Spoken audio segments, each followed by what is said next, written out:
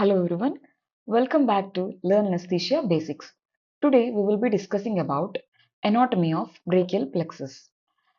Before we go into anatomy of brachial plexus, let's see the different plexus present in the human body. Except for thoracic nerves T2 to T12, no other spinal nerves directly go to the body structures they innervate. Instead, they branch and anastomose repeatedly to form 5 different nerve plexus. They are the cervical plexus from C1 to C5, the brachial plexus from C5 to T1, the lumbar plexus from L1 to L4, the sacral plexus from L4 to S4, coccygeal plexus S4, S5 and coccygeal nerve. Let's go to brachial plexus. The brachial plexus is formed by the ventral primary rami of the lower cervical and upper thoracic nerve roots, that is C5, C6, C7, C8 and T1. This brachial plexus is responsible for cutaneous and muscular innervation of the entire upper limb. If the contribution is from the C4 nerve root, it is called prefixed, and if the contribution is from the T2 nerve root, then it is called postfixed. Let's see the components of brachial plexus. The components of brachial plexus are roots, trunks, divisions, cords, and branches. The nerve roots C5 and C6 combine to form the superior trunk. The C7 nerve root continues to form the middle trunk. The C8 and T1 nerve roots combine to form the inferior trunk. All the trunks divide into anterior and posterior divisions. The anterior divisions of the superior and middle trunks combine to form the lateral cord. The posterior divisions of all the 3 trunks combines to form the posterior cord. The anterior division of the inferior trunk forms the medial cord. The lateral cord divides into lateral pectoral nerve, musculocutaneous nerve, and lateral root of median nerve.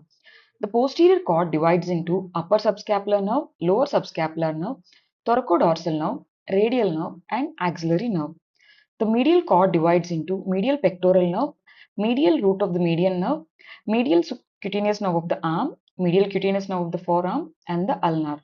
These can be remembered as mnemonic LML for lateral cords. Posterior is ultra, medial is 4M and U. The branches from the roots are dorsal scapular from the C5 and long thoracic nerve from C5, C6 and C7. From superior trunk, suprascapular nerve and nerve to subclavius nerve. Let's go into detail about each of these structures. The nerve roots leave the transverse process between the prevertebral fascia. This prevertebral fascia is tubular in structure, allowing needle placement within the sheath to produce the block easily. However, the fascia is discontinuous and the discontinuity increases as we move from the transverse process to axilla, and there are septa which are dividing the sheath into compartments. This prevents adequate spread of local anesthetics. There are 2 important structures in relation to the roots of brachial plexus. They are vertebral artery and phrenic nerve. The vertebral artery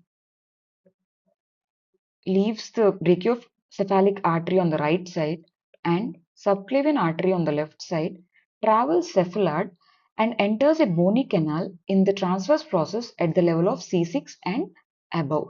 So the vertebral artery is anterior to brachial plexus as they leave the cervical vertebra.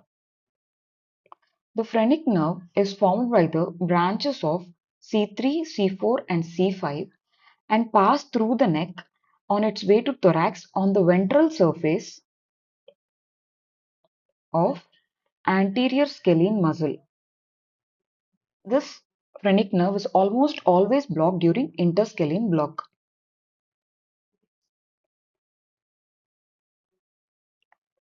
Roots pass between the scalene muscles and reorganize themselves as trunks. These trunks travel towards the first rib, and at the lateral edge of the first rib, they undergo primary anastomotic division into anterior and posterior divisions or dorsal and ventral divisions.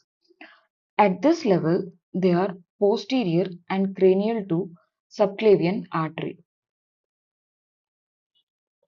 These divisions enter the axilla and give way to cords. These cords are named according to the relationship with the second part of axillary artery. These cords at the lateral border of pectoralis minor muscle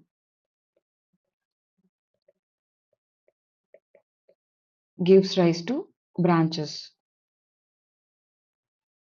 The branches from the posterior cords supply the dorsal musculature, and the branches from the lateral and medial cords supply the ventral musculature. So, the radial nerve supplies the dorsal musculature, and the muscular cutaneous nerve supplies the muscles of arm and cutaneous supply of the forearm. The median and ulnar nerves, or nerves of passage in arm, and the median nerve supplies more heavily in forearm, whereas the ulnar nerve supplies more heavily in the hand. There are different tests to check the peripheral nerve function. They can be remembered as 4 P's. They are push, pull, pinch, and pinch. In push, we ask the patient to push the hand against resistance.